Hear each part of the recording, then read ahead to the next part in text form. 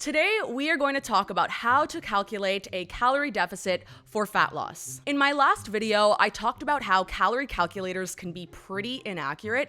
So today, I'm going to explain how you can make the results more custom to you so you can see results without undereating or starving. So calories. You do not want to be undereating. The majority of people dieting are. When you undereat, you lose muscle mass, which slows your metabolism and makes you look less toned. It is in your best interest to understand that this is a process that cannot be rushed, and undereating will not benefit you in the long run. Once you figure out your caloric intake, you can track it on an app like MyFitnessPal, and you're good to go. Let's go over a couple different ways that you can calculate your caloric intake. I'm going to show you 3 methods. Now, method 1 and 2 are not going to be 100% accurate, but they will give you a decent starting off point. If the calories feel way off right away, like way too low or way too high, don't be afraid to change them. The formula or calculator doesn't know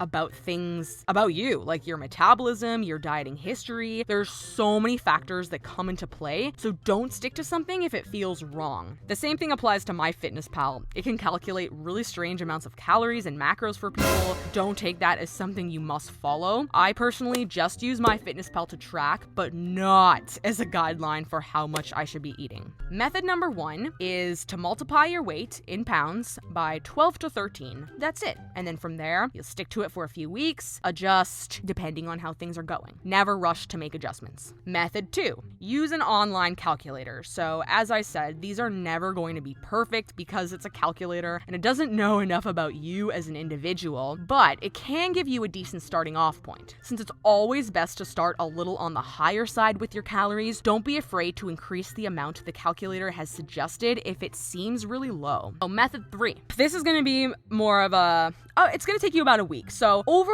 a period of a week, you want to keep your eating habits the same as they've been recently. You're going to track this into MyFitnessPal, and don't change anything just because you're tracking. You want to keep everything the same so you can get the most accurate possible measurement of where you're currently at with your calories. So by the end of the week, you'll be able to calculate the average amount of calories you've been eating, and from there, you'll subtract 200 to 250 calories. You always want to start with only a slight deficit. If you start with your calories too low right off the bat, you'll hit a plateau sooner and you won't have any more calories to take away from without being in just like a terrible, massive deficit. To recap, over a week, you will eat exactly how you have been recently, but you're going to track it.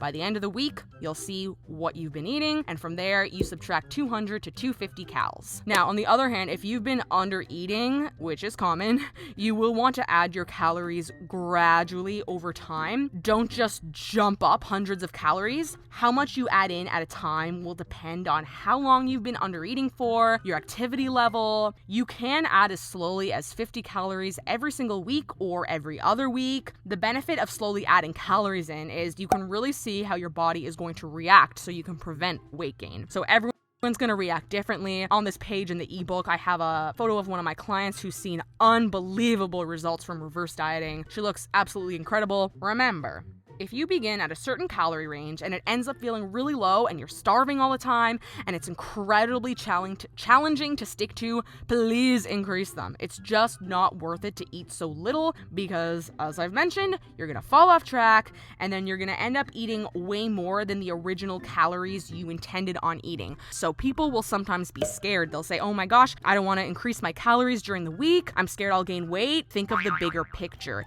If you're eating so low during the week that you're eating tons on the weekend, you won't gain weight by increasing your weekly calories because then you won't fall off track on the weekend so badly. Society has made us think that less calories is better, and that is not the case. And I get it, mentally, it can be hard to eat more food than you initially thought was the norm for weight loss. But your body isn't running on a 24-hour clock, so don't look at your calorie intake as a day-to-day thing. Look at it as a weekly thing because that's how your body operates. So slow down your approach and you will consistently see small changes rather than yo-yo dieting back and forth so much. So this is exactly why extreme approaches results in extreme disappointment. And I learned that one the hard way. Over and over and over, I made this mistake. So please learn from my mistakes and don't put yourself through this misery.